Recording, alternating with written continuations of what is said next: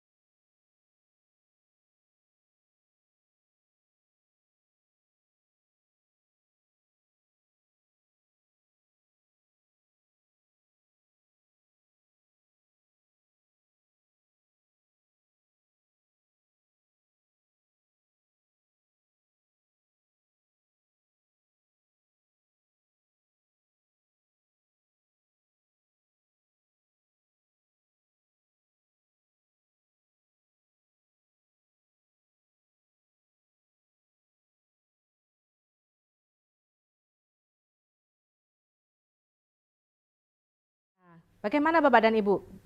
Apakah Bapak dan Ibu paham isi dari film tersebut? Ya, itu salah satu contoh dari komunikasi nonverbal.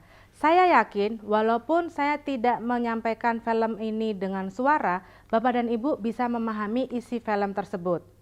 Bapak dan Ibu penasaran? Baik, kita lihat isi dari film tersebut. It's a collection of villages. Had to think there. And how old are you, Susan? I am 47. And that's just one side of me.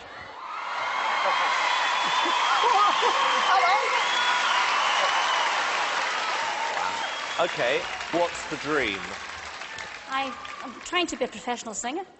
And why hasn't it worked out so far, Susan? I've never been given the chance before, but here's hoping it'll change. Okay, and who would you like to be as successful as? Elaine Page. Elaine something like Page. that. What are you going to sing tonight? I'm going to sing I Dreamed a Dream from Les Miserables. Okay. Big song. Yeah? Yes.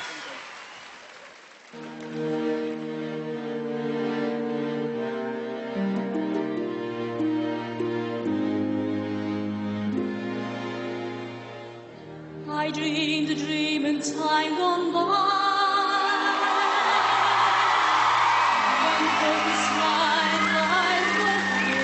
You didn't expect that, did you? Did you? No. I dreamed that love would never die. I dreamed that God would be forgiving. I was young and unafraid. When dreams are made and used and wasted.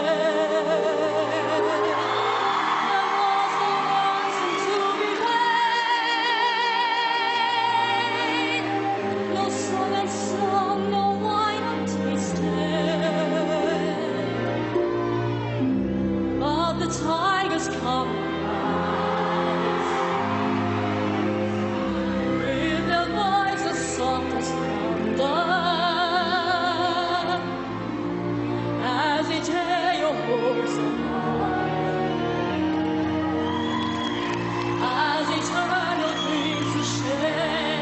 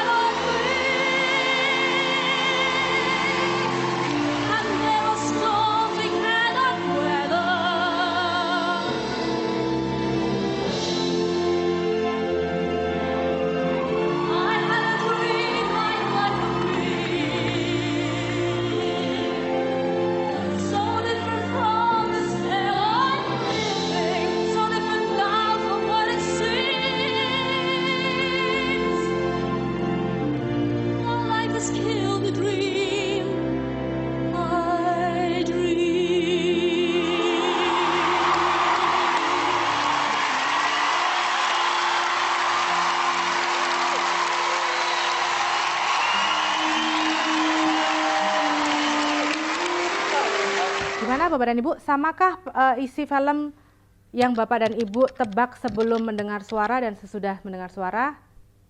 Ya, benar. Film ini menunjukkan bahwa ada sebuah penyanyi yang tadinya tidak direspon, tidak direspek oleh para juri, ya, tapi ternyata suaranya bagus, ya. Sama persepsi Bapak dan Ibu sebelum suara penyanyi tersebut saya hilangkan dan sesudah ternyata ceritanya sama, bukan?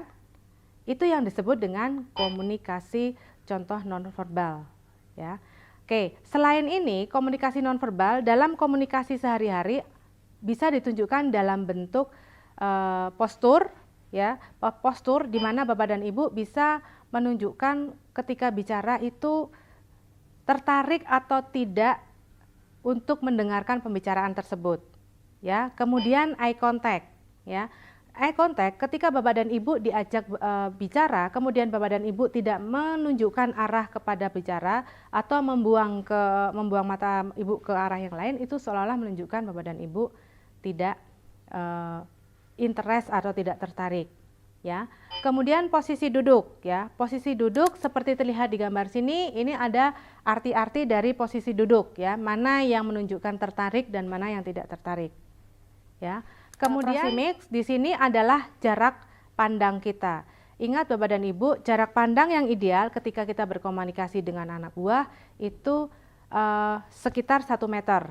Karena sesudah itu biasanya lawan bicara kita akan merasa tidak nyaman. Atau istilahnya itu kita masuk ke dalam area pribadi dari orang tersebut.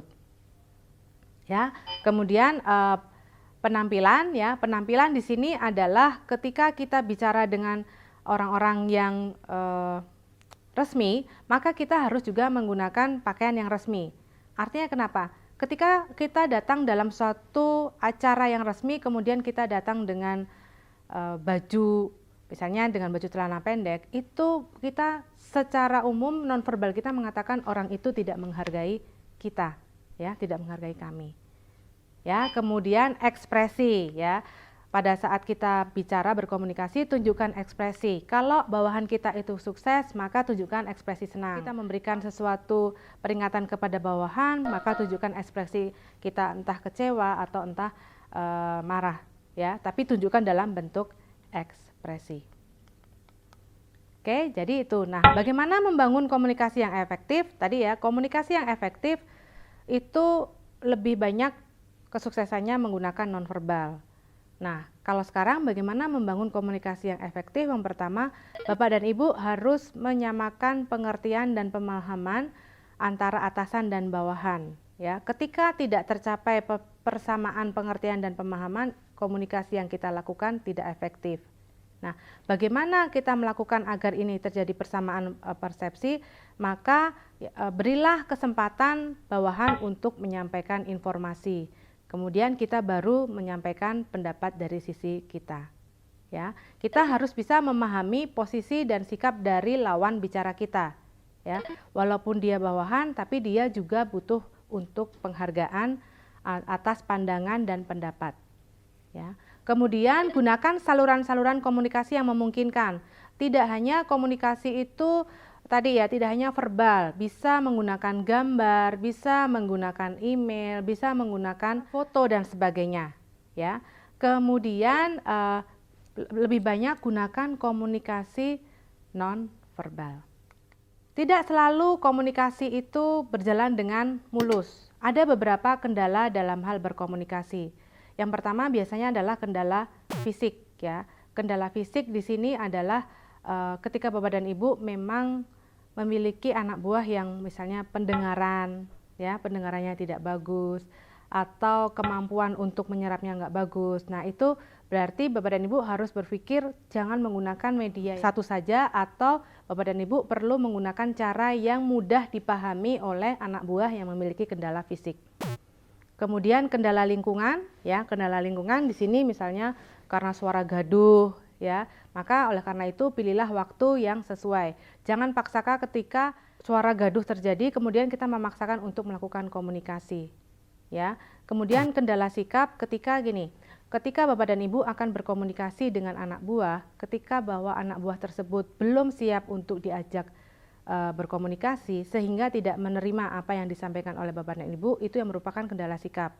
Maka saran saya adalah kita bisa menunda proses komunikasi tersebut, kecuali memang komunikasi ini adalah komunikasi yang genting yang tidak bisa ditunda, ya. Kemudian asumsi-asumsi yang salah atau perbedaan budaya itu juga sering terjadi menjadi hambatan komunikasi. Nah, bagaimana untuk mengantisipasi ini? Tadi kita harus berusaha menggunakan persepsi penggunaan kata-kata yang sama. Walaupun asumsi-asumsi itu mungkin berbeda, tapi dengan proses komunikasi yang baik kita bisa menyamakan kata-kata yang kita gunakan dengan baik. Selain berkomunikasi, hal yang lain dalam actuating yang diharapkan bisa dilakukan oleh atasan adalah memberi instruksi, ya. Instruksi yang dilakukan oleh Bapak dan Ibu itu dikatakan efektif kalau orang yang menerima instruksi tersebut adalah orang yang terampil, orang yang terlatih, dan orang yang mau dan mampu melakukan. Ya, ketika instruksi itu tidak bisa dilakukan, entah alasannya tidak mampu atau tidak mau, berarti instruksi itu menjadi tidak efektif. Agar instruksi itu efektif, ada beberapa tahap yang bisa Bapak dan Ibu lakukan. Yang pertama adalah melakukan persiapan. Mungkin kalau sudah terbiasa persiapan ini tidak perlu. Tapi Bapak dan Ibu untuk langkah awal cek dulu. Saya akan menyampaikan perintah seperti ini. Maka siapkan entah job desk, entah peralatan yang digunakan, ya. Itu hal-hal yang bisa mempercepat proses pendelegasian perlu dipersiapkan. Nah, kemudian ketika menyampaikan, Bapak dan Ibu perlu menggunakan bahasa yang mudah dipahami oleh bawahan kita. Nah, yang selanjutnya adalah lakukan proses verifikasi. Apakah yang sudah kita sampaikan tersebut dipahami sama oleh bawahan kita? Bagaimana melakukan proses verifikasi? Kita bisa menyampaikan dalam bentuk pertanyaan atau meminta bawahan tersebut menjelaskan kembali apa yang sudah kita jelaskan. Nah, baru langkah yang selanjutnya adalah kita memfollow up pelaksanaan dari perintah tersebut. Ya, kita perlu mengevaluasi hasil. Ketika hasil yang dihasilkan oleh bawahan tidak sesuai dengan yang kita harapkan, ada beberapa hal faktor yang mungkin terjadi, tapi dalam hal ini kita juga harus mengintrospeksi diri apakah komunikasi kita dalam memberikan perintah mungkin ada yang perlu diperbaiki. Nah, ternyata misalnya faktor dari bawahan kita, maka kita boleh memberikan umpan balik. Nah, pada saat memberikan umpan balik, Bapak dan Ibu harus memahami bahwa semua orang itu perlu dihargai, mau dihargai. Maka ketika akan memberikan umpan balik, pilihlah kata-kata yang membangun. Ya, kata-kata yang membangun hubungan antara Bapak dan Ibu. Kemudian ketika akan memberikan umpan balik berkenaan dengan pencapaian pekerjaan, pencapaian sasaran, Bapak dan Ibu harus menggambarkan perilaku apa yang menjadi permasalahan terhadap anak buah tersebut. Ya, oleh karena itu hal ini sangat disarankan didasarkan pada standar yang sudah Bapak dan Ibu tentukan pada proses perencanaan. Dan juga jangan lupa berikan kesempatan untuk anak buah menyampaikan dari sudut pandangnya apa yang sedang terjadi. Sehingga apabila hal itu sering terjadi, maka proses actuating atau pengarahan akan mudah dilakukan oleh Bapak dan Ibu. Yang pertama, Bapak dan Ibu dengan bisa menggunakan gaya komunikasi sesuai dengan anak buah.